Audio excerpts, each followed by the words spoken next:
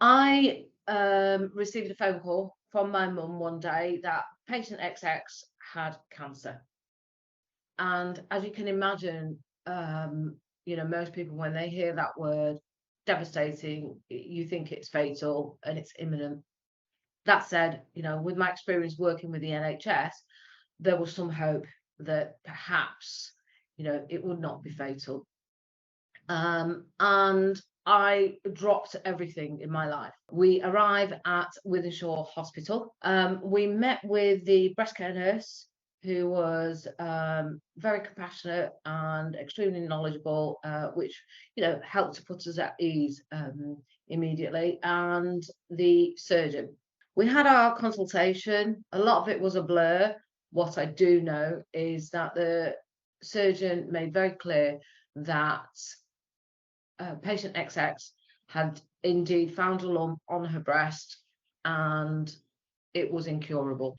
And while breastfeeding, she'd found this lump, and the lump was about the size, I'd say, of a golf ball. And of course, hearing this from the surgeon that, it's incurable, but we're going to do what we can. It's all very confusing, the language and the unknowns. So while we were there, I was obviously trying to interpret everything and translate everything. So during that consultation with the surgeon, we were told that there was an urgent referral made to Wythenshawe Hospital, I beg pardon, to the Christie, to commence her treatment and a chemotherapy. The first scan came. This, now you have to remember, is the pandemic has just hit. So all of this means she can't really have family around, can't really have visitors. There was a lot of, restrictions in the hospital. But we were eternally grateful that despite the pandemic, her treatment continued as normal. Her first scan results came in a few months later, and we were told it's mixed news. We've got some good and some bad. We were told categorically that the chemotherapy is not working, so it's going to be stopped immediately. Her breasts and under her armpit and lymph nodes, the tumours had increased in size, and the new drug, this really expensive drug, which we were really appreciative about, had not worked. So the next steps, we were told that there was going to be a group meeting with Wythenshawe and the surgeons, and again, figure out, how to cut out the tumours from her breast and under her armpit and the lymph nodes. Nothing was too much. When they said urgency, and immediately, that is exactly what happened. The surgery, despite it being complex and in the midst of the pandemic, it was carried out immediately by the top surgeons at Wythenshawe. In the meantime, we were referred to Macmillan. Again, I was impressed by the amount of knowledge and compassion that they showed. There was so much to manage, and I really appreciated the fact that Macmillan were there to help sort of project manage that with me and give me that support and guidance and insights as well, and also do a lot of it for me. So to take some of that burden off for me. She had the surgery, and we were told that the surgery was a huge success. While it was a huge success, it was very short-lived. Within a matter of time, the tumour had begun to grow again, significantly so.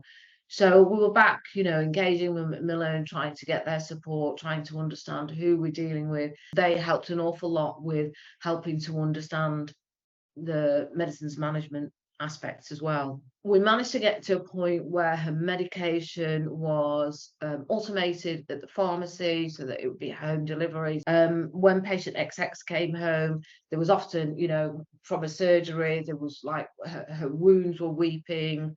We didn't have the right bandages or plasters, etc., or wipes.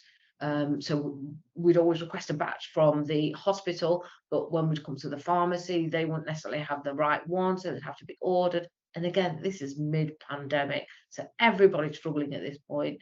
So there was a lot of phone calls to Christie Hotline, to the breast care team at Wythenshawe, many phone calls and text messages to Macmillan continuously.